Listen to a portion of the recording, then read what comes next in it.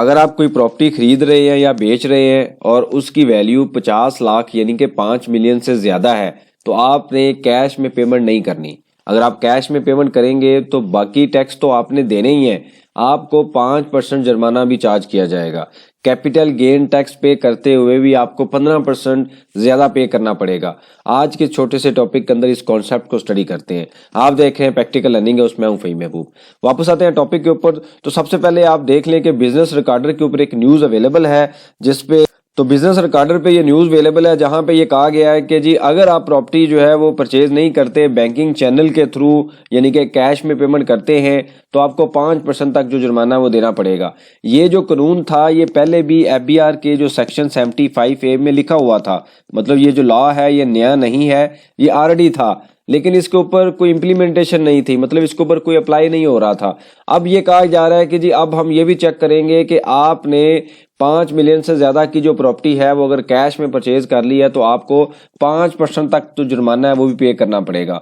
5 million का मतलब यह है कि 50 लाख से ज़्यादा की जो प्रॉपर्टी है वो आपने कैश में उसकी पेमेंट नहीं करनी, आपने बैंक ऑर्डर पे ऑर्डर के थ्रू करनी है, या आपने क्रॉस चेक देना है, या आपने ऑनलाइन पेमेंट करनी है, मतलब कैश में पेमेंट उसकी नहीं करनी। अब इसमें 2-3 जो मसले हैं वो मैं आपको बता देता हूँ कि एक तो ये है कि जो 5% जो टैक्स चार्ज होगा वो कहते हैं जो जुर्माना हम आपसे चार्ज करेंगे वो FBR वैल्यू पे चार्ज करेंगे, यानी कि प्रॉपर्टी की जो वैल्यूएशन रेट होते हैं जिस पे रजिस्ट्री हो रही होती है या जिस पे टैक्स पे हो रहे होते हैं, यानी कि जो हम 236C का टैक्स होता है सेल या परचेज पे कर रहे होते हैं, K का टैक्स है वो है, अगर वो नहीं होंगे तो उस केस में DC रेट जो है उसके ऊपर जो जुर्माना है वो चार्ज किया जाएगा। अब मैं आपको छोटी सी एग्जांपल दे देता हूं कि अगर फॉर एग्जांपल 1 जुलाई 2024 के बाद आप सबको पता है कि जो लिमिट थी कैपिटल गेन टैक्स की उसको ख़त्म कर दिया गया। मतलब ये है कि अगर कोई प्रॉपर्टी आप 1 साल के बाद बेचें, 2 साल के बाद बेचें या 10 साल के बाद बेचें, जितना भी प्रॉफिट होगा उसके ऊपर आपने 15% टैक्स देना है। अब 1 जुलाई 2024 से पहले क्या था कि अगर प्रॉपर्टी आप 6 साल के बाद बेच रहे हैं तो आपके ऊपर कोई टैक्स नहीं होता था, गेन टैक्स आपने नहीं देना था। गेन टैक्स क्या होता है कि एक प्रॉपर्टी है फॉर एग्जांपल वो आपने परचेज की, हम अज्यूम कर लेते हैं कि उसकी वैल्यू थी या परचेज वैल्यू या कॉस्ट हम कह सकते हैं वो थी 6 मिलियन की। अब ये जो 6 मिलियन था आपने गलती से कैश में पेमेंट कर दी, कुछ टाइम के बाद आपने इसको सेल कर दिया, तो जब आपने सेल किया तो ये आपने सेल कर दिया 8 मिलियन का, 8 मिलियन की प्रॉपर्टी बेच दी, तो आपको प्रॉफिट कितना हुआ, 8 में से 6 निकाल दें तो आपको 2 मिलियन का प्रॉफिट हुआ। अब इस 2 मिलियन पे कानून ये कहता है कि अगर आपने ये प्रॉपर्टी 1 जुलाई 2024 के बाद परचेज की है और फॉर एग्जांपल आपने 1 साल बाद बेच दी है, इवन 2 सालों बाद बेच दी है, किसी भी टाइम पे बेचेंगे तो इसके ऊपर आपने 15% टैक्स देना है। जून से पहले ये होता था, या ऐसी कोई प्रॉपर्टी जो आपने जून से 1 जुलाई से पहले परचेज की है और 6 साल के बाद बेच रहे हैं तो फिर आपने 15% टैक्स नहीं देना होता था। इसको हम कहते हैं कैपिटल गेन टैक्स, जो आपने प्रॉफिट पे देना होता है। 236C के टैक्स को भी या के टैक्स को भी कह दिया जाता है कि गेन टैक्स है, वो गेन टैक्स नहीं होता, वो ट्रांजैक्शन टैक्स होता है, विदहोल्डिंग टैक्स होता है, वो एडजस्टेबल टैक्स होता है जो आप परचेज के टाइम पे करते हैं और जो आप यहाँ पे कर रहे हैं वो दोनों एडजस्ट हो सकते हैं। मिसाल के तौर पर ये टैक्स बनता है 1 लाख और परचेज के टाइम पे आपने 50,000 पे किया हुआ है तो आप उसमें से इसको माइनस करेंगे और 50,000 गवर्नमेंट को पे कर देंगे। अब मसला क्या है, मसला ये है कि जो 75A सेक्शन है वो पहले भी था लेकिन उसके ऊपर अप्लाई कम हो रहा था। अब वो कहते हैं कि हम ये चेक करेंगे कि ये जो 6 मिलियन की प्रॉपर्टी थी ये आपने जब परचेज की तो कैश में परचेज की या बैंक के थ्रू परचेज की। इस एग्जांपल में अगर हम देखें तो आपने कैश के थ्रू परचेज की है तो वो ये कहते हैं जी हम आपके प्रॉफिट को दोबारा कैलकुलेट करेंगे। कैसे कैलकुलेट करेंगे, सेल को वो लिख देंगे जी आपने 8 मिलियन की या 80 लाख की बेची है, फिर वो आते हैं परचेज के ऊपर या कॉस्ट के ऊपर, तो यहाँ पे आके वो जीरो कर देंगे, नील कर देंगे और सारे का सारा आपका प्रॉफिट आ जाएगा। इसके ऊपर आपको कहेंगे कि 15% दें। ये क्यों कहा गया, क्योंकि वो कहते हैं जी ये जब आपने परचेज किया है ना तो आपने 75A जो सेक्शन है इसको फॉलो नहीं किया, इसकी कंप्लाइंस नहीं की, कैश में पेमेंट कर दी है। हम नहीं मानते कि आपने कैश में आपने प्रॉपर्टी परचेज की है, लिहाजा हम आपको अलाउ भी नहीं करेंगे कि इसकी परचेज आप कॉस्ट माइनस करें।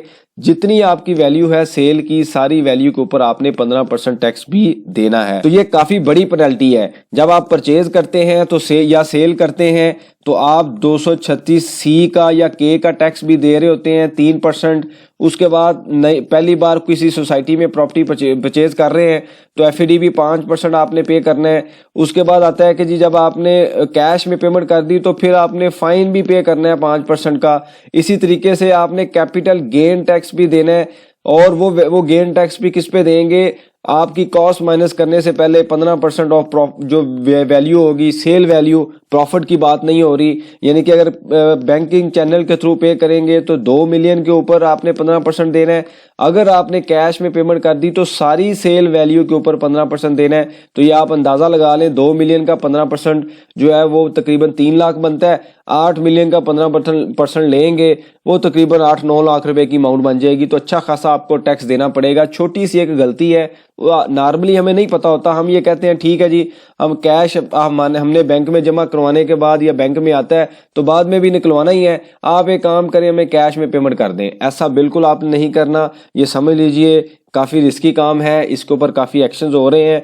और आपने जब क्योंकि कानून में वैसे तो काफ़ी ज़्यादा चीज़ें हैं, लेकिन जब आप कोई चीज़ सेल या परचेज करें तो आपको पता होना चाहिए कि आप क्या ट्रांजेक्शन्स कर रहे हैं, इसका क्या बेनिफिट होगा और क्या मैं बेनिफिट मुझे किस तरह मुझे बेनिफिट नहीं मिलेगा या मुझे एडिशनल या ज़्यादा टैक्स देना पड़ेगा। जैसे हमने अभी डिस्कस किया कि आपने 5% जुर्माना तो देना ही देना है।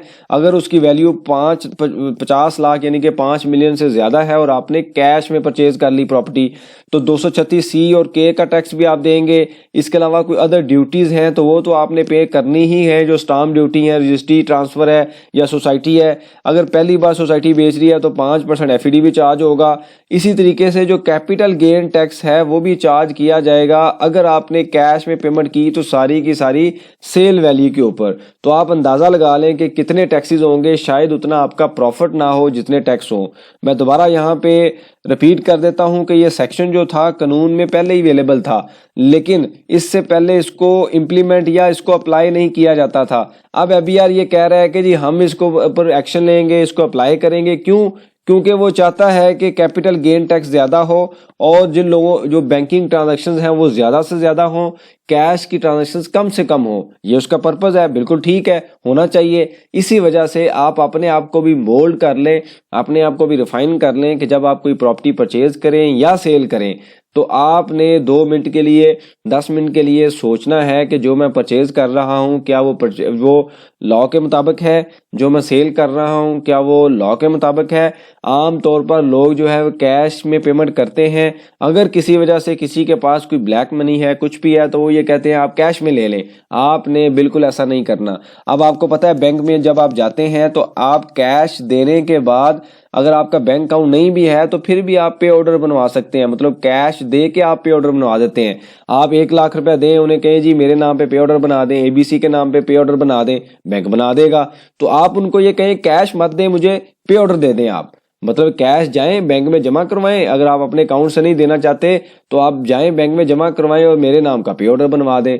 कैश को हैंडल करना भी मुश्किल होता है, पे ऑर्डर को आप सिंपल लेके जाएं, अपने बैंक में जमा करवाएं, आपकी कंप्लाइंस भी पूरी हो जाएगी। तो ये बेसिकली थोड़ी सी अपडेट्स थी, इसमें थोड़ी हलचल हुई है कि इस सेक्शन को भी अप्लाई किया जाए, क्योंकि गवर्नमेंट ये कहती है कि जी मैं सारा प्रॉफिट ही आपसे ले लूँ टैक्सेस की फॉर्म में, जो थोड़ा बहुत बच गया है वो भी ले लेना चाहिए। तो इस वजह से अब इस सेक्शन के ऊपर भी काम हो रहा है। तो आपने केयरफुल रहना है, परचेज करते हुए एहतियात करें, देखें, चीज़ें समझें, उसके बाद परचेज करें। आपके पास कुछ सजेशन हो, क्वेश्चन हो, मेंशन कीजिए, इसके ऊपर हम डिस्कशन करेंगे ताकि जो लर्निंग का प्रोसेस है कंटिन्यू रहे।